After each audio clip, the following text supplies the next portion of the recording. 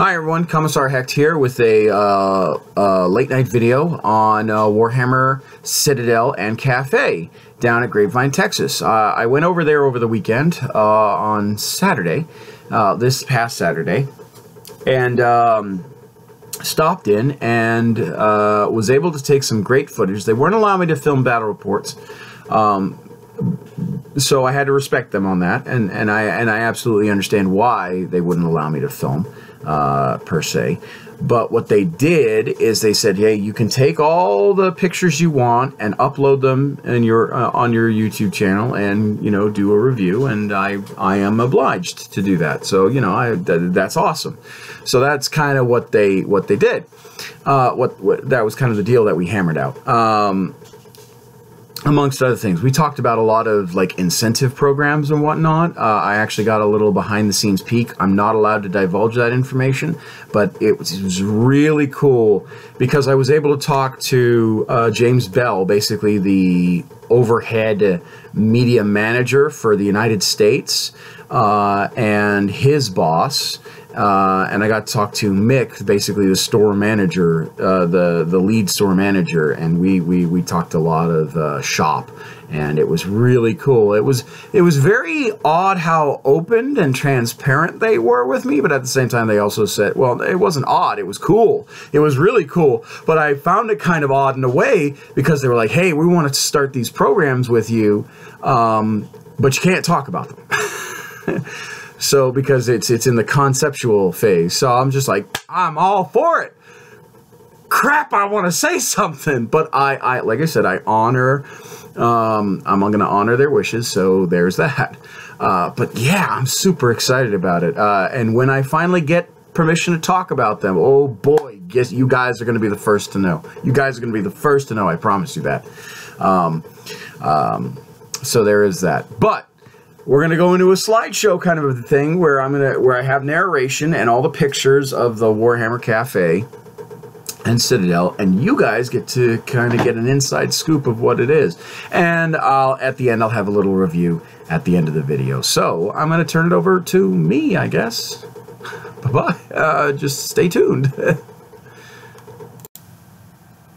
So the first three pictures that you're seeing is when you first enter the Warhammer Citadel, or as many people kind of colloquially call Warhammer Cafe.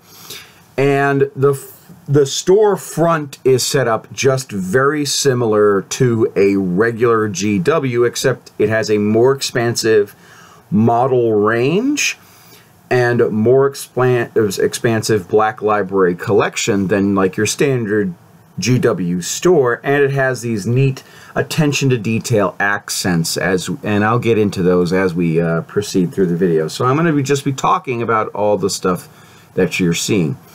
Now, when I talk about Black Library, a more expansive Black Library collection for purchase, this is what I'm talking about. So this entire shelf is all Horus Heresy, except for their first book, Horus Rising, because that's the first in the series, and that just kind of keeps on getting off the shelf. And it has collector's Horus Heresy books in those small brown boxes. But they also have a lot of Age of Sigmar and a lot of Warhammer Fantasy Classic publications and Warhammer 40K publications. Now, they don't have everything under the sun that was released with Black Library, but it was pretty close. It's pretty close. So understand that they've paid very close attention to more the cafe side of the house. To be along with this, the new furniture. So the two love seats, the coffee table, the rug, or not the two love seats, but the love seat, the two armchairs, the coffee table, the rug. So you can sit down, read your Black Library publication, or just read and be able to relax. And yes, that's a chessboard with Warhammer figures, and kids were actually playing chess with those Warhammer figures. It was actually really nice. So they've really focused on asides, like more miscellaneous attention to detail than just hobby focus. But that is, yes, a 4-man painting table. So if you did want to come down but you wanted to paint, you could paint. And then this is back to the regular store.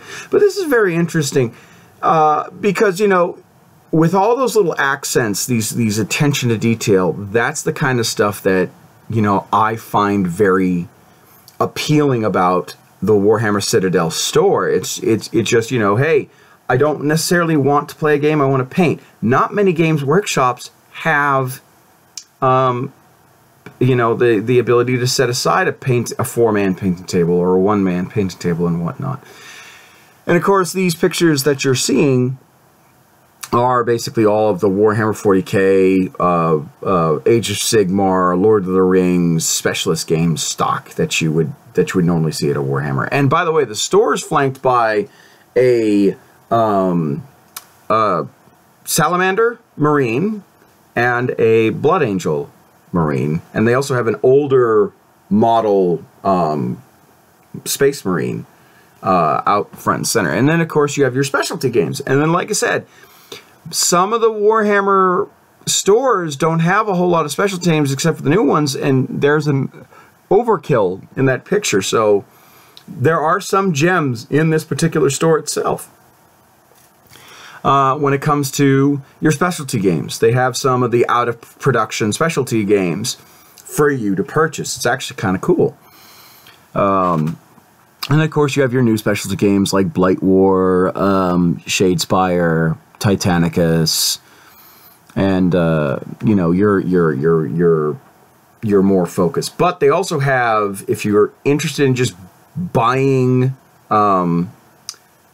Forge World models, they have a Forge World setup, like your Horus Heresy, like, you know, if you wanted to buy Space Marine miniatures or Astra Militarum, Death Corps of Krieg, and whatnot. Now, they don't have everything, and it's not like in the UK where you can order it and then they make it that day. If they have it, they can just kind of give it to you easy peasy. And in the front, again, in the front of the store, there's 2 gaming tables. So the store really does, the front of the store really does have a giant setup where if you just cut off half the store, it would be a decent games workshop. It'd be more than a decent games workshop. It'd be an awesome games workshop. An awesome Warhammer location. But we're not just gonna get into the fact that, you know, hey, this is just your run-of-the-mill store with some extra accents. No, this is your loving detail. And the 2 of those gaming tables, one was the railroad station, and this one is the haunted forest with the door portals for Age of Sigmar, and that was great.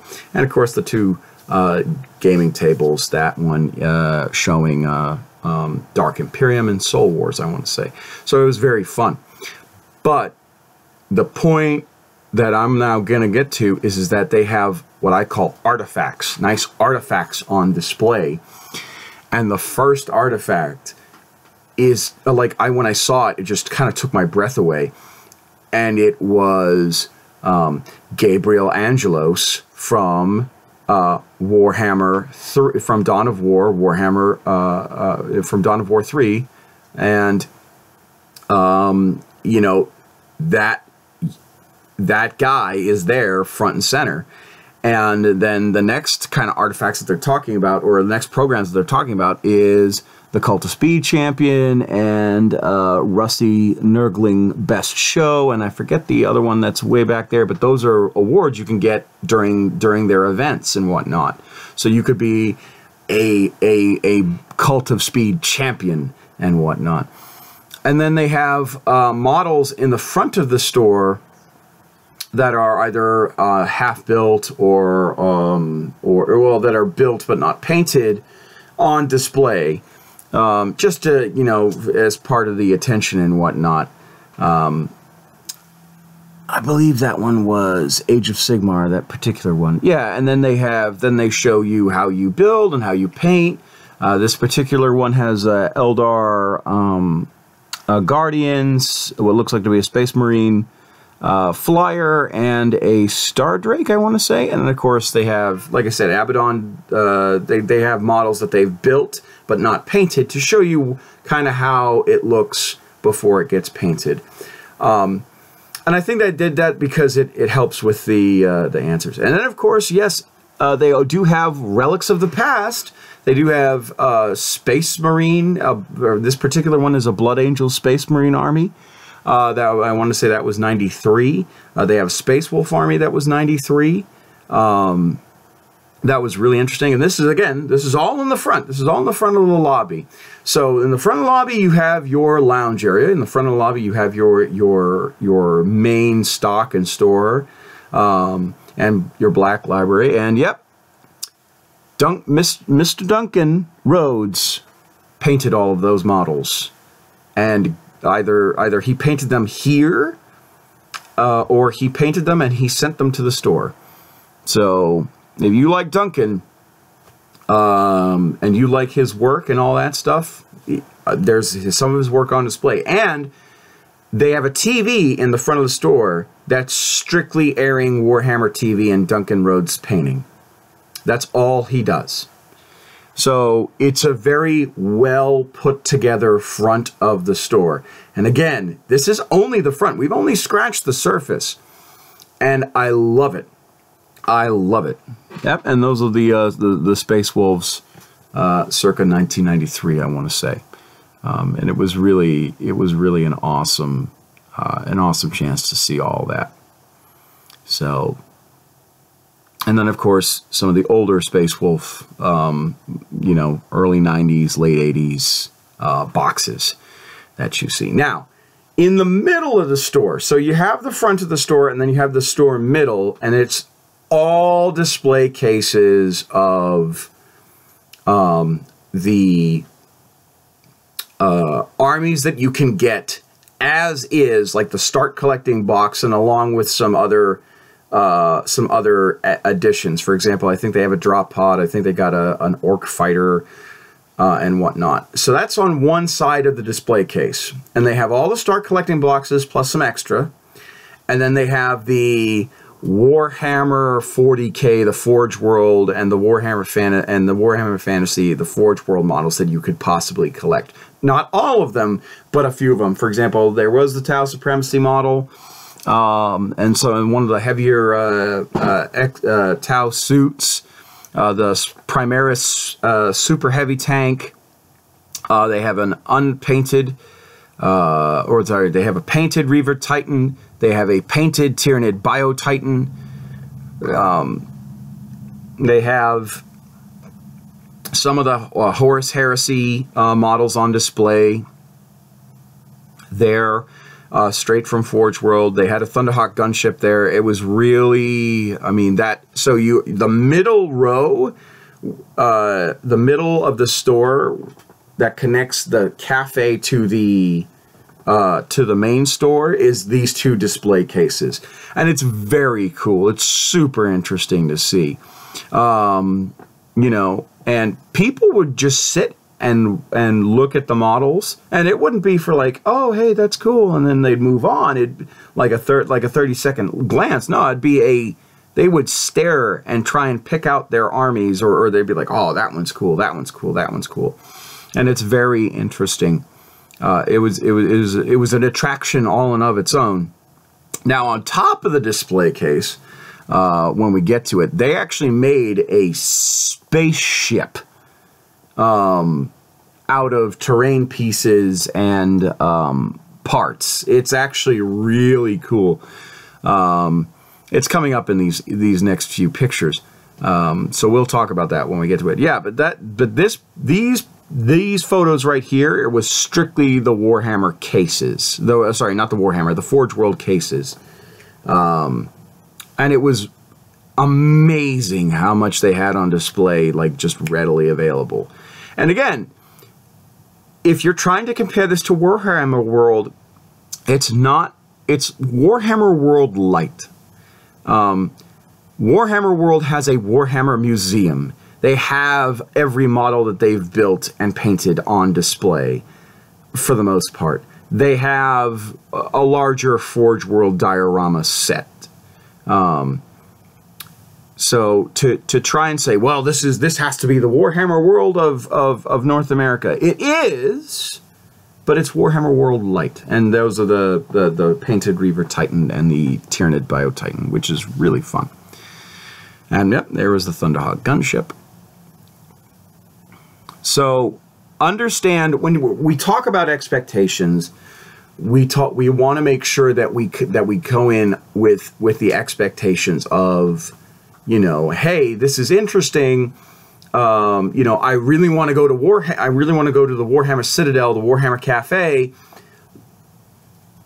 but I don't want to get my hopes up. And this video right here is my review of the store, but as, you know, and a straight talk of, hey, this is what we got down in Grapevine, Texas, and it's amazing. Like, even though it's not the Warhammer world, it's still an amazing place to be. It really is. It really is. The staff's lovely.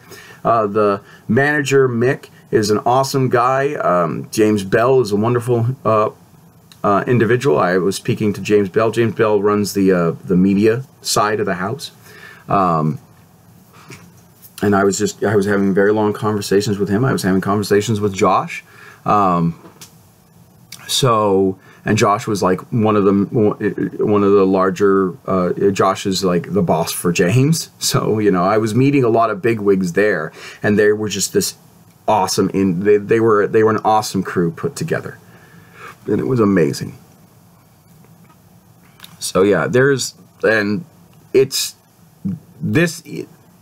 middle section is only just for display cases. But again, the store was awesome. It was awesome to go to. I had a lemon Russ. I had a lemon Russ tea, and it was delicious. It really was.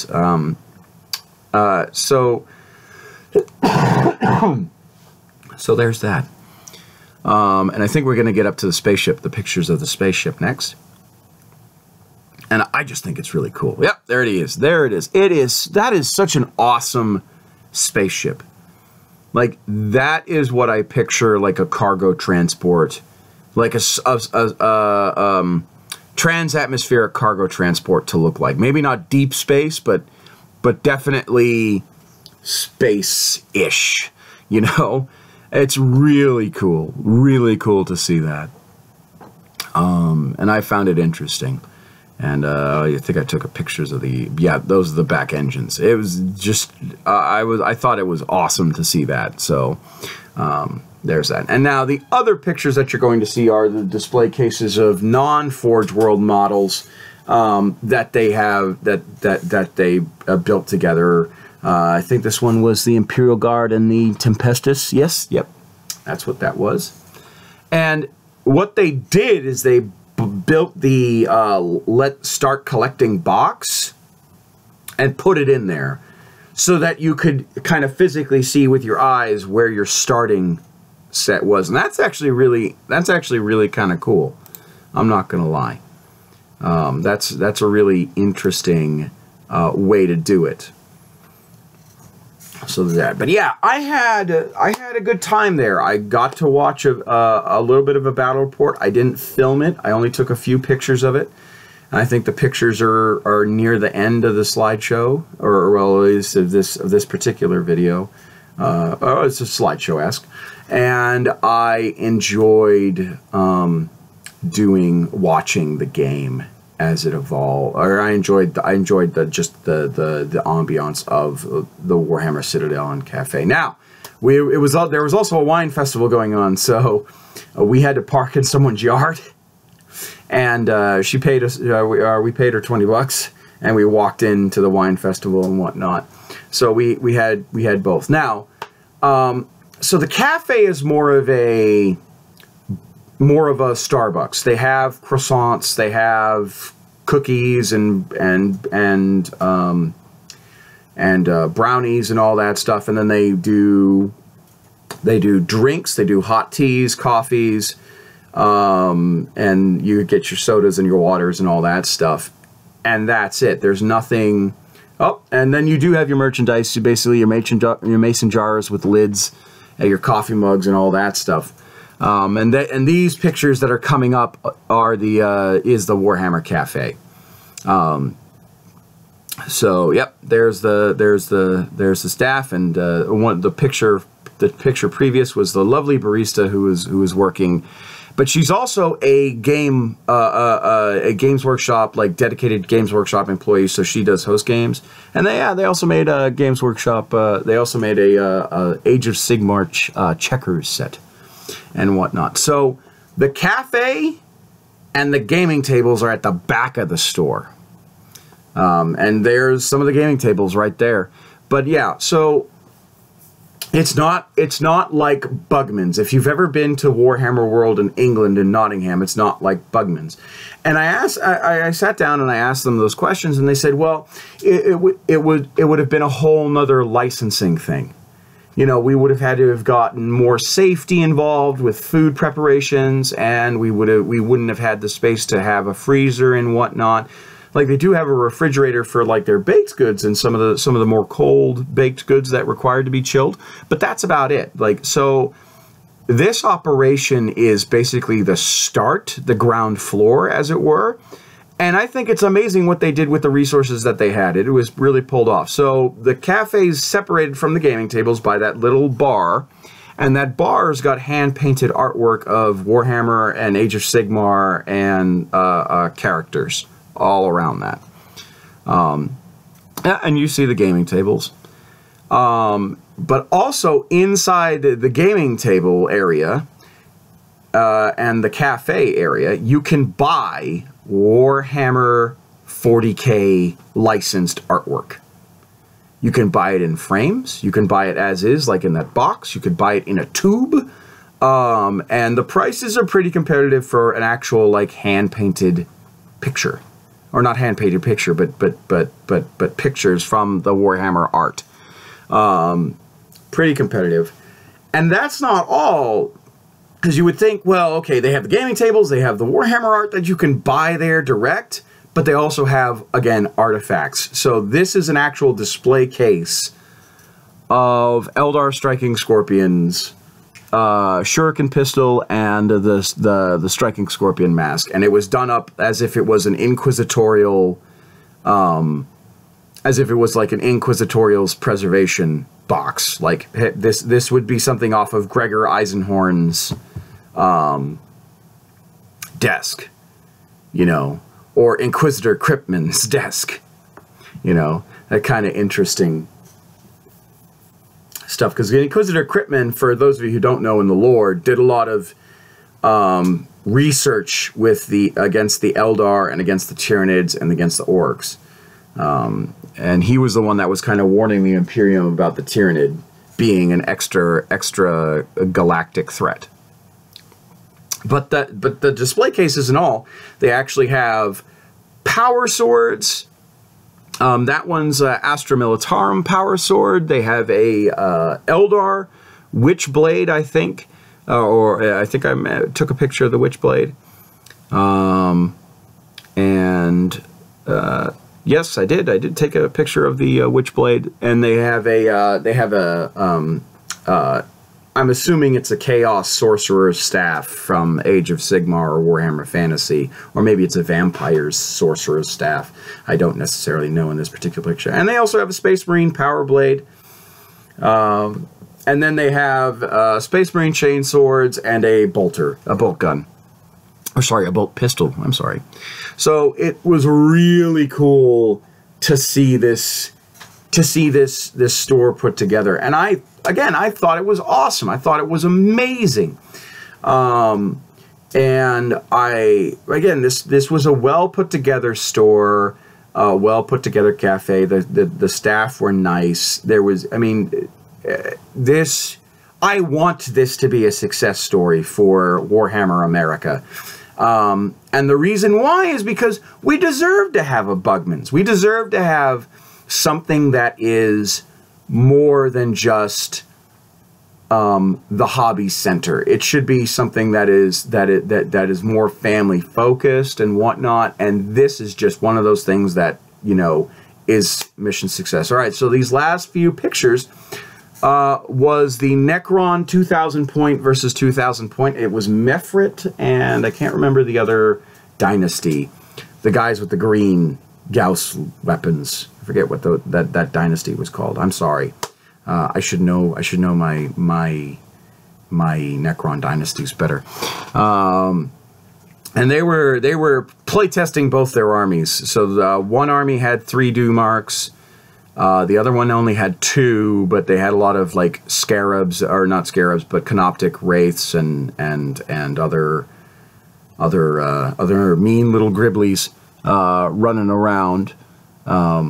And it was really, you know, it was really fun to see their work. And then the next few pictures after this, and this was just this was turn 1, movement 1, not necessarily deployment. So they had already moved their units around so that way they could get firing arcs. And then the next few pictures after this is a Tau player who wanted to play one of the Necrons after. He was just waiting patiently, and his Tau, his painting work was amazing, absolutely amazing. So there's that. But yeah, so I think the Warhammer Cafe and Warhammer Citadel was like, we can't do a Bugman's, but what we can do is a cafe.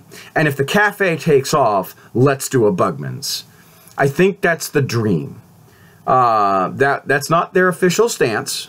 That's just my assessment on the matter.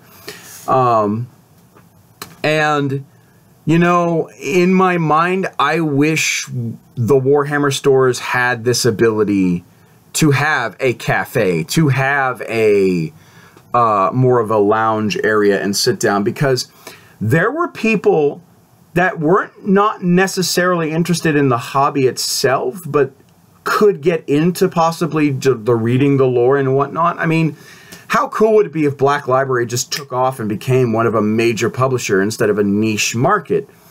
That's amazing. Oh, yep. And then here are some of the Tau photos. And this particular Tau player, I know a little bit non sequitur, but this particular Tau player has a clear carrying case, and it's all modular.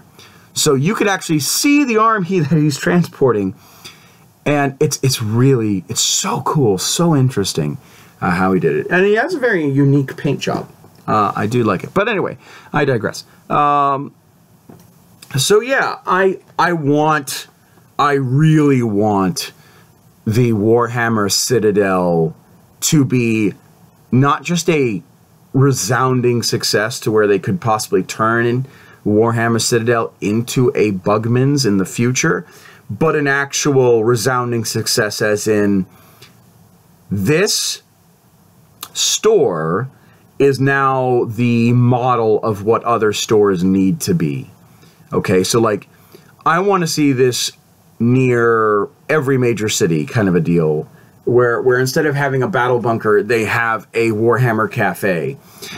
And it becomes more inclusive to the family, okay? So maybe your wife or your girlfriend or your daughter or son does not necessarily like Warhammer 40K, but when you guys go and do a family trip and you're like, hey, I want to go over to Warhammer Cafe, they can get a bite to eat while you're playing or while you're painting. And that, I think, is just so unique. And God, I love the way that army case is for his Tau. That's just amazing. Sorry, non sequitur. But yeah, so this is the end of the slideshow, and I hope you guys enjoyed it. Back to me for closing thoughts. Okay, so I hope you enjoyed that. I really do. And I was kind of leading into the whole, like, my thoughts on it, but I wanted to save that for this end segment. So here are my thoughts on the Warhammer Cafe. For those of you who weren't able to go, and for those of you who have, like, no idea and you weren't able to catch the premiere on Warhammer TV and all that stuff, let me give you, like, the straight shot truth of it all. In my perspective, it is a Warhammer Light. It is not a it is a Warhammer World Light. It is not a full-blown Warhammer World, but it's got everything that you would possibly want, except going to England, you know, and experiencing the Warhammer 40K Museum, the Games Workshop Museum, and all that stuff, and like the grandeur of that. And trust me, I was there for that when I was in England, and let me tell you, it's worth every penny going there. But if you can't afford it and you live in the Texas or the Oklahoma or the New Mexico or like basically the southern states, and you can afford to drive down to Grapevine, Texas, it's worth the drive. It really is. So don't be disheartened. Now, this is my, I guess, rating as it would be for Warhammer Citadel and Cafe. It should be everywhere. These little cafes, this model of a cafe store should be everywhere. Because let me tell you how more engaging it was to see how more refreshing it was to see family members not being left out. Okay? And I'm not speaking bad about the hobby, but you know, not everyone's down for just the game. Not everyone's down for watching you play the game when they could be doing something else. I mean, that's why Games Workshops are, for the most part, found on strip malls and regular malls, and they're not necessarily standalone stores, because there's something else for like the missus or the boyfriend or the husband or the girlfriend to do, or your kids to do, that aren't interested in 40K. And this Warhammer Cafe has a little bit extra, and that little extra gives the family members something to do. They can sit down and read, and it doesn't have to be Games Workshop product. It doesn't have to be Black Library. They could read their own book while they're watching. Or while you're off playing. They can sit and relax and have something to eat. I mean, and granted, it's all cakes and coffees and croissants and teas, but it's there. It's something that's else. It's value added to the family group. It's more family oriented. I mean, granted, it's all Warhammer themed, so you know, you might be out of luck if like they're just not interested entirely. But it's something that's there. There were people. So there was during when we went to Grapevine, Texas. They had Grape Fest, which is their celebratory of all the wineries around the Grapevine, Texas area, and there were people who were admittedly a little sauced from all the wine tasting and whatnot and all the alcohol that was available. But they were coming in and they were like, you know, this is kind of cool. And yeah, I may not be into Warhammer, but I love the lounge. I love sitting down and having a coffee. And the prices were relatively cheap. And, you know, they weren't, you know, straight up highway robbery. And, you know, yeah, I could see kind of getting into it. So it gives that other avenue of approach, that other direction, that direct line connection. Or maybe not direct line, but indirect line connection to maybe not necessarily dedicated hobbyists like you and I, but some of the more casual fair players. And that is awesome. I love that kind of idea. And again, I think the cafe should be everywhere. It should not just be in Grapevine, Texas. It should be in every major, like instead of having the battle bunker of a major city, it should be a cafe too. And it should expand more of a cafe. And instead of having, you know, tea and cakes, you should have, you know, maybe some light sandwiches and all that stuff. But when I spoke to them about that, they were like, that's getting it, you know, establishing more of an eatery inside of a hobbyist center like Games Workshop it was more logistically challenging. You know, they had to apply to certain health codes and whatnot, and for the project that they had and the funds that they had for the project, they just couldn't do that.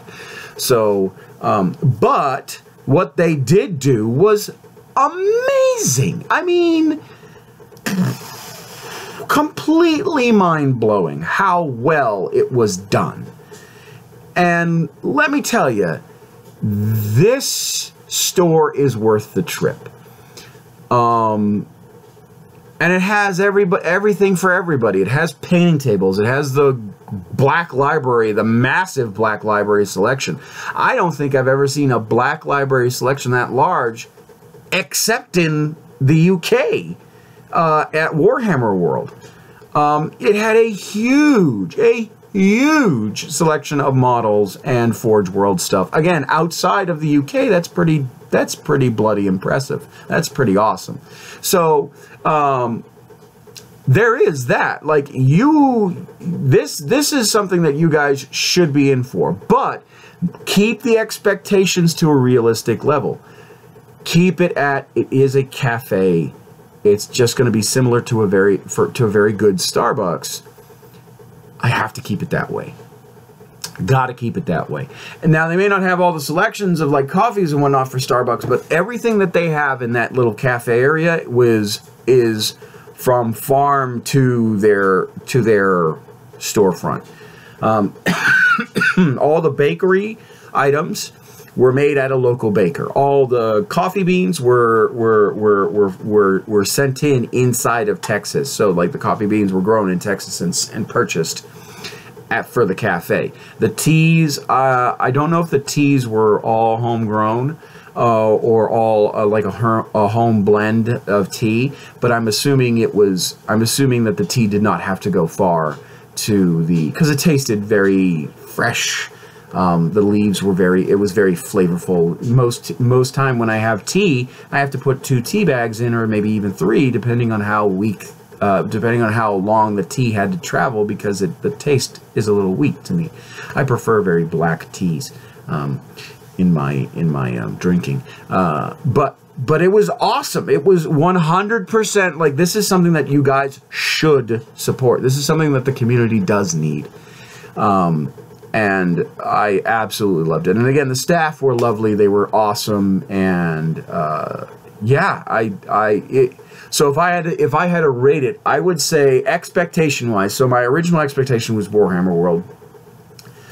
But after I recalibrated my expectation, it was matched with flying colors. So if I had to give it a rating, I would give it a solid 8 out of 10. You know, 8 being, you know, it was what it should. It was for something that didn't have a lot of resources going into it, or they did spend a lot of resources but not enough to bring it to a Warhammer World function.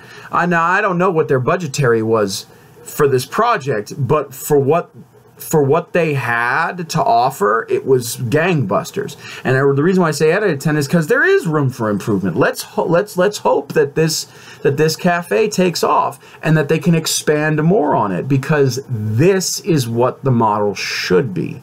Not saying that the regular Games Workshop stores aren't good. It makes it more enticing to the community. And it gives the community extra incentive. It gives people extra incentive to join the community out of, you know, hey, it's not just painting minis and putting minis down on a battle board. It's sitting down, being able to relax, being able to have that Zen time, or focusing on the specialty games, or focusing on just the painting aspect. Like there's more there than a standard Games Workshop. And like I said, it's an 8 out of 10 experience. I have absolutely the full confidence that this, I hope it takes off, because if it takes off, that 8 out of 10 is just going to improve to a 10 out of 10, because Games Workshop really has the pulse, or at least I would think so. They really have been receptive to the pulse of the community, and this was amazing. So that's me in a nutshell. That's my review in a nutshell. Worth the trip. Should totally go down there. Should totally support them, even if it's just for the food. I'm dead serious. I'm dead serious. And they have game boards aplenty. So, yeah, I think it was awesome. So that's my review. I hope you guys liked this video. If you do, like, comment, subscribe, and please tell me what you guys think of it. So my name is Commissar Hecht, and I'll see you guys in the next video. Bye-bye.